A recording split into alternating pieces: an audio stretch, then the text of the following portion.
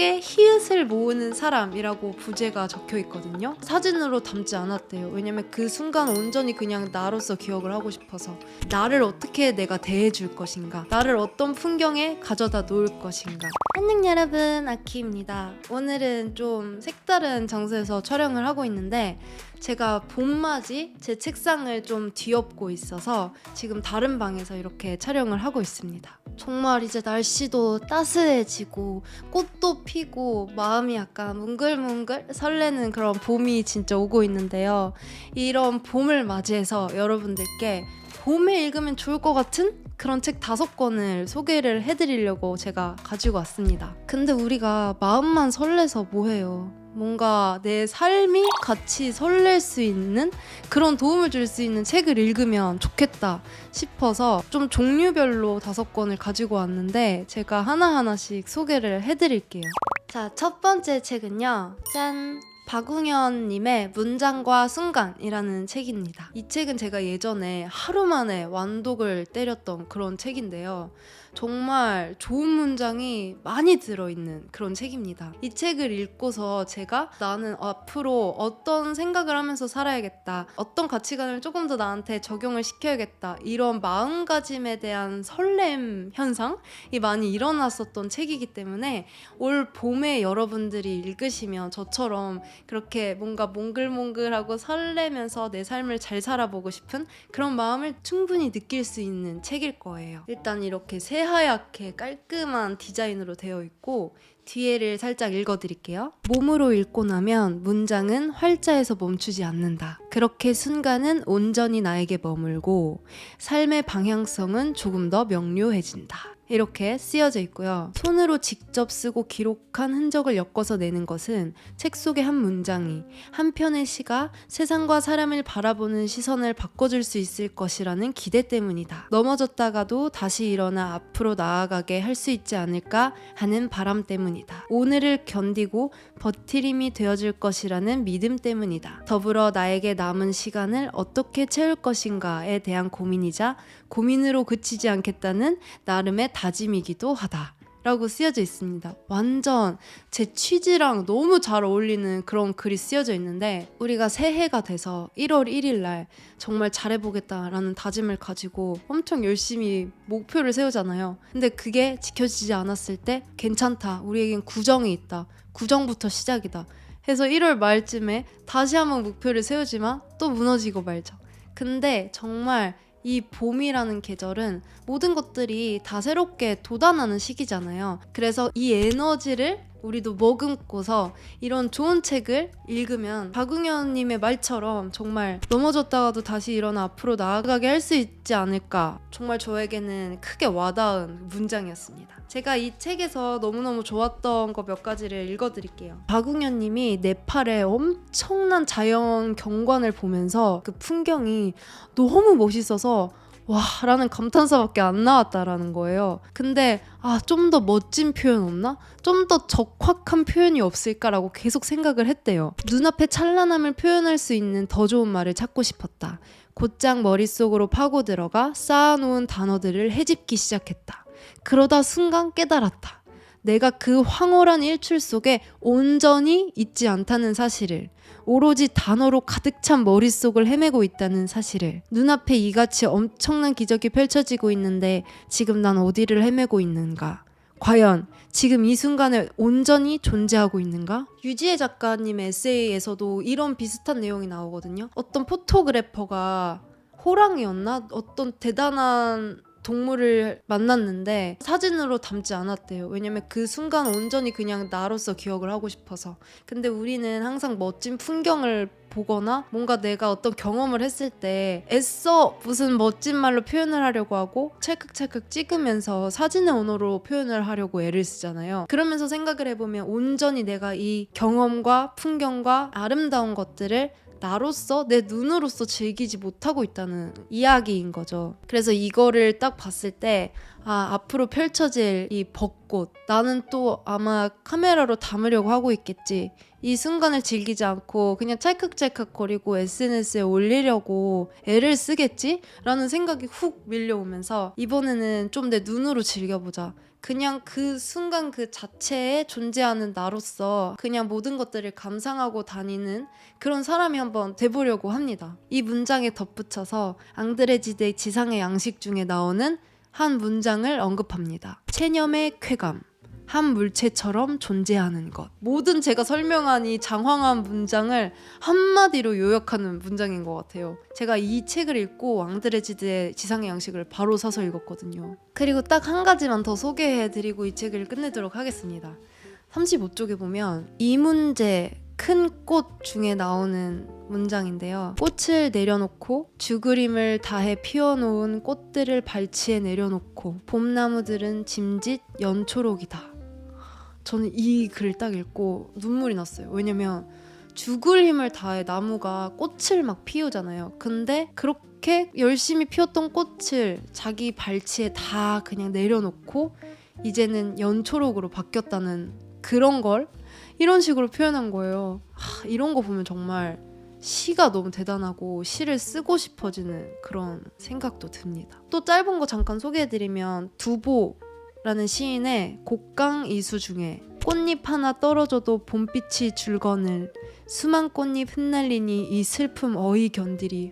진짜 미친 것 같아요. 어떻게 이렇게 쓰는 거지? 꽃잎이 하나만 떨어져도 봄빛이 준다. 그러니까 슬프잖아요. 근데 수만 꽃잎이 떨어져서 흩날리니까 이 슬픔을 어떻게 견디냐. 두보 정말 진짜 짱이다. 그래서 이 책은 다양한 고전들에 대해서 많은 소개가 되어 있고 그 고전에서 아름다운 글들을 발췌해서 본인의 생각과 같이 엮은 책이기 때문에 여러분들 아마 보시기에 너무 좋으실 거예요. 그리고 마음이 너무 따뜻해지기 때문에 정말 올 봄에 읽어야 될 책으로 제가 선정한 첫 번째 책이었습니다. 그 다음 책은요. 제가 정말 좋아하는 에쿠니 가오리의 당신의 주말은 몇 개입니까? 라는 짧은 책입니다. 에쿠니 가오리는 소설가인데요. 이 책은 자신의 결혼 생활을 좀 묶어놓은 에세이 같은 형식으로 나온 책이에요. 근데 에쿠니 가오리 문체의 특징을 좀 말씀을 드리자면 솔직한데 담백해요. 하루키랑은 조금 다른 느낌으로 담백해요. 하루키는 그냥 어떠한 일상에 대한 묘사를 뭔가 감정이 들어가지 않고 쭉 써놓았다면 이분은 감정이 굉장히 들어가 있으면서도 담백하게 문장을 표현을 합니다. 예를 들어 아침잠이 많은 나는 빵을 사러 갈 때나 아침에 공원을 지난다. 버스를 타고 20분 정도 가는 거리에 맛있는 빵을 파는 가게가 있다. 그래서 일주일에 2번쯤 그곳에 간다. 아침 7시에 문을 여는 그 빵가게에서는 갓 구운 빵을 살 수 있다. 양복을 말쑥하게 차려입은 남편. 이 사람은 빵을 별로 좋아하지 않는다. 아침은 고작 커피나 과일이다. 라고 부연 설명을 해놓고 남편을 회사에 보낸 뒤 세수를 하고 립스틱만 바르고 집을 나선다. 아침에 회사원들과 학생들에 섞여 버스를 탈 때는 왠지 불안하지만 하고 또 부연 설명으로 막 일어난 터라 잠도 덜 깼고 예쁘게 화장한 여자들 속에서 세수만 겨우 한 얼굴이 썰렁하고 볼품없다. 빵이 담긴 봉투를 들고 돌아갈 때는 기운이 넘친다. 이런 식으로 그냥 약간 박완서님이랑 비슷한 것 같기도 하네요. 조금 자기의 감정을 그냥 툭 솔직히 말하고 자신의 남편을 괜히 그냥 포장해서 좋은 남편인 것처럼 하지도 않고 있는 그대로 이 사람은 빵을 싫어하는 사람. 나는 그냥 혼자 간다. 근데 나 오늘 세수 안 해서 좀 못생김. 그래도 빵을 사오는 그 길 너무 좋다. 이런 식으로 담백한 그런 느낌으로 글을 쓰시는 분인데 이분의 글을 읽으면 내 삶이 내 삶으로 보이는 느낌이 있어요. 예를 들어 우리는 그냥 하루를 시간이 흘러가는 대로 그냥 살아내는 느낌이 있잖아요. 근데 이분의 책을 읽으면 내가 지금 뭘 하나를 하는 순간에도 온전히 이거에 대한 집중으로 이끌어내는 느낌? 내가 객관적으로 내 삶을 바라보면서 와 내가 지금 이런 행동을 하고 있구나, 내가 이렇게 아기자기하게 살아가고 있네, 이런 느낌을 들게 하면서 약간 삶의 생동감을 준달까? 에쿠니 가오리의 소설도 좋지만 이런 에세이를 올 봄에 읽으면 좀 더 내 삶을 제3자 입장으로 들여다보면서 예뻐하게 될 것 같은 그런 느낌이 있기 때문에 저는 이 책도 여러분들에게 추천을 드리고 저도 다시 한번 읽어보려고 합니다. 굉장히 짧기 때문에 그냥 주말에 하루 만에 쓱 읽어 나갈 수 있는 그런 느낌의 책이니까요. 꼭 한번 읽어보시길 바랄게요. 그 다음 책은요. 이 책은 정말 이름부터 완전 봄이에요. 근데 제목이 봄은 핑계고 라는 제목으로 되어 있습니다. 이 책은요 진짜 제가 너무 재밌게 읽어서 이렇게 보시면 접어놓고 이렇게 형광펜도 긋고 메모도 해놓고 이러면서 정말 즐기면서 읽었던 책인데요. 이 책은 미식 기자 활동을 하고 계시는 이주연이라는 작가님의 책인데요. 이분이 이제 기자시다 보니까 칼럼이라든지 그런 글을 많이 기고를 하실 거 아니에요. 그래서 글을 굉장히 잘 쓰시고 되게 잘 읽혀요. 이 책은 작가님의 삶 중에서 봄에 일어났던 큼직한 사건들을 이야기하는 형식으로 되어져 있는데요. 1부는 제목이 서촌이에요.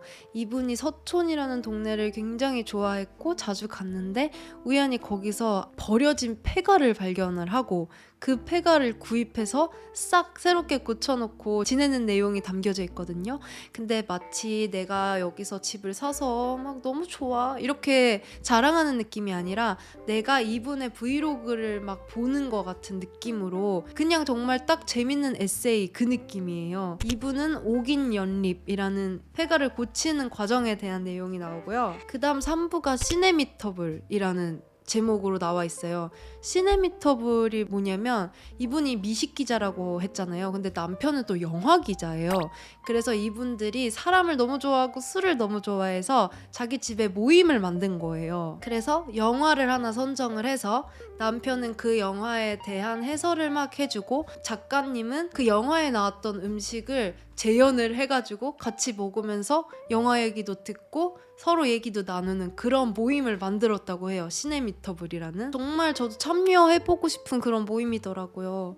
그리고 4부가 군인이라는 제목인데 이분이 또 키우는 고양이에요. 근데 이 고양이를 또 드리게 된 사연이 또 기가 막히고요. 그 다음에 5부가 미식이라서 이분이 소개하는 그런 나물로 만드는 음식에 대한 그런 내용도 있고 제가 이거를 읽으면서 좋았던 부분을 좀 읽어드릴게요. 사실 서촌이 늘 예쁘고 반짝이기만 한 것은 아니다. 흉할 때도 있었다 라고 얘기를 하면서 오래된 이발소나 미용실, 세탁소 등이 사라지고 카페나 식당이 들어서는 것에 별 거부감이 없었다. 사실 갈만한 카페나 식당, 술집이 생기는 것은 내 입장에선 환영할 만한 일이었다. 하지만 문제는 그 형태나 본질이 서촌에 어울리지 않는다는 점이었다. 홍대에서 봄직한 가게 옆에 가로수길에서 봄직한 가게, 그 옆에 명동에서 봄직한 가게, 그 옆에 청담에서 봄직한 가게, 뭐 이런 식으로 들어섰다. 고유한 분위기가 한순간에 깨지며 어수선해졌다 라는 글이 나와 있는데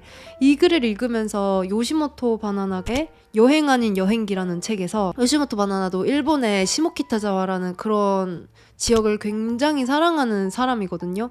근데 시모키타자와가 방금 이 책이랑 똑같은 이유로 막 개발되어지고 오래된 가게가 사라지고 하면서 고유의 그 모습을 잃어가서 되게 안타까워하는 내용이 나와요. 근데 정말 그 마음이랑 똑같은 마음일 것 같아서 제가 이렇게 막 밑에 써놨거든요. 그러면서 서초처럼 고유하되 동네에 태동하는 새 기운을 흡수하며 조금씩 변화하는 사람이 되고 싶다 라는 글이 있는데 여기에 저희가 줄을 긋고 메모를 달았어요. 자신이 살고 있는 동네에 대해 이렇게 잘 알고 좋아한다는 것은 참 재미있는 일 같다. 난 어떤 동네를 좋아하고 어디서 살고 싶은가 라는 내용을 달았습니다. 저는 사실 제가 지금 살고 있는 동네를 엄청 좋아하지 않았는데 꽤 오래 살다 보니까 좀 정이 들고 좋은 점도 보이고 좋아지더라고요. 하지만 이분처럼 제가 정말 애정하는 그런 동네에서 살아보고 싶기도 합니다. 그리고 이 책이 좋았던 게 그저 자신의 삶만 계속 나열하는 게 아니라 중간중간에 내가 받아들이면 좋을 만한 탁월한 그런 내용들도 많이 나와요. 특히 100쪽에 보면 정확하게 내게 필요한 부분이 무엇인지 생각을 정리하고 그 분야의 전문가를 찾는 게 문제를 해결하는 전공법이라고 생각을 한다. 우리는 일생을 살면서 다양한 문제에 봉착한다. 그때마다 그 문제를 직접 풀려고 든다면 비용은 아끼고 지식과 경험은 쌓일지라도 그 이상의 시간과 체력이 낭비된다. 우리는 스스로 잘할 자신이 없는 분야의 일을 전문가에게 맡기기 위해 잘할 수 있는 일에 몰두하며 돈을 버는 게 아닌가? 그럼 전문가를 찾아 내게 필요한 게 뭔지 정확하게 전달하면 된다 라는 말이 쓰여져 있는데 정말 그런 요령, 이분이 프리랜서로 계속 살면서 스스로 얻어낸 그런 삶의 요령들을 많이 이렇게 풀어내주세요. 그래서 그런 내용을 읽는 재미도 있는 책입니다. 근데 제가 최근에 우리가 너무 자연이랑 떨어져서 살고 있다는 느낌을 많이 받았어요. 왜냐면 옛날에는 뭐 근처가 다 산이고 숲이고 애들은 흙에서 막 뒹굴뒹굴 하면서 놀고 그랬는데 요즘은 아침에 일어나자마자 핸드폰을 보고 컴퓨터에서 일하고 친구들이랑 카톡하고 이렇게 전부 다 디지털 기계에 갇혀 사는 거예요. 지금조차도 저도 마이크랑 아이패드를 연결해서 녹음을 하고 있고 카메라로 나를 찍고 있고 컴퓨터로 편집을 할 거고 이럴 거잖아요. 근데 이런 부분은 어쩔 수 없이 우리 삶에 들어와 있는 부분이고 사용해야 될 부분이지만 그 와중에 조금이라도 좀 자연이랑 어우러져야겠다. 내가 직접 산도 가고 숲에도 가고 꽃들도 좀 들여다보고 해야겠다라는 생각이 갑자기 확 들더라고요. 근데 이 책에 이분이 서촌에 살면서 자기 집 풍경에 대한 묘사를 굉장히 재밌게 하는데 산도 보이고 산에 오르는 사람도 보이고 옛날부터 있었던 나무 그리고 그 나무가 아파서 치유해가는 과정 그리고 결국 잘라내서 죽는 과정 새들이 놀러 오는 거, 꽃이 피는 거, 고양이가 그 장면을 내다보는 거 이런 것들에 대한 묘사가 굉장히 잘 나와 있어요. 그래서 이 책을 보니까 아 나도 좀 꽃을 한번 제대로 들여다봐야지 자연에 의도적으로 좀 나를 데리고 가야겠다라는 생각이 많이 들게 되더라고요. 그래서 제가 봄에 이 책을 소개하는 이유가 여러분도 이 책을 보시고 나를 어떻게 내가 대해줄 것인가 나를 어떤 풍경에 가져다 놓을 것인가 나는 어디서 어떻게 살아가고 싶은가에 대한 질문을 많이 할 수 있게 해주는 책인 것 같아서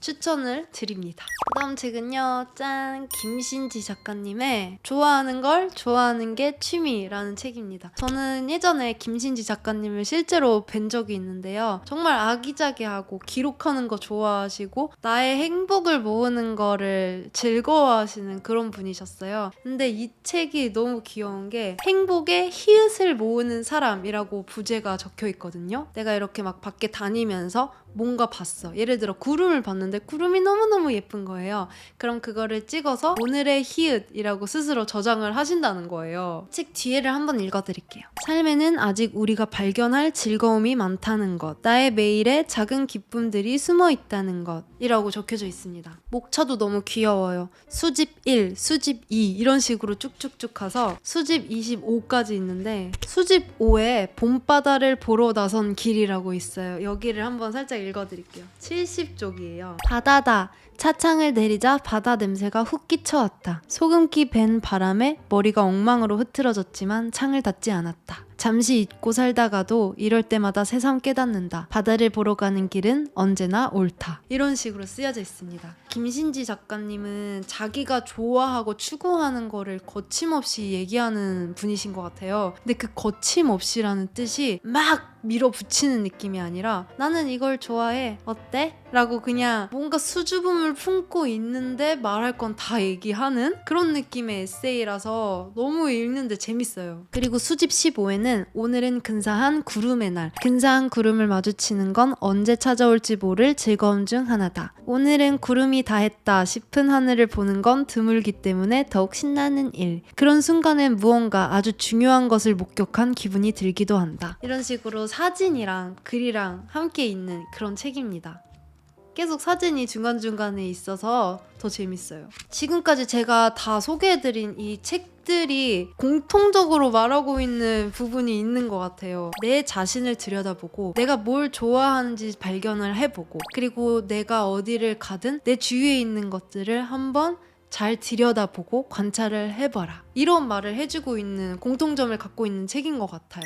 마지막으로 소개해드릴 책은 익숙한 것과의 결별이라는 구본영 작가님의 책입니다. 이 책은 제목에서 딱 나왔다시피 우리가 지금까지 막 살아왔던 것, 진짜 아무 생각 없이 해왔던 것들, 나쁜 습관들, 고치고 싶었던 것들, 게으른 습관들 이런 익숙한 것들과 결별을 하라. 근데 이 책은 제가 옛날에 사놓고 아직도 안 읽었는데 그런 사놓고 안 읽는 그런 익숙한 것과도 결별을 해야겠죠. 그래서 이번에 한번 읽어보려고 하는데요. 뒤에를 한번 읽어볼게요. 어제의 인간으로 오늘을 살 것인가? 가치의 개념은 언제나 변한다. 변하지 않는 것은 싫든 좋든 세상은 변하고 있다는 사실뿐이다. 그러므로 당신이 선택할 수 있는 유일한 길은 변화를 인정하고 스스로의 가치를 창출하는 것이다. 라고 쓰여져 있으면서 그 밑에 삶에는 어떤 흥분이 있어야 한다. 일상은 그저 지루한 일이나 노력의 연속만이어서는 안 된다. 어제 했던 일을 하며 평생을 살 수 없는 것이 바로 경랑과 같이 사나운 지금이다. 부지런함은 미덕이지만 무엇을 위한 부지런함인지가 더욱 중요하다. 구본영이 이끄는 자기혁명은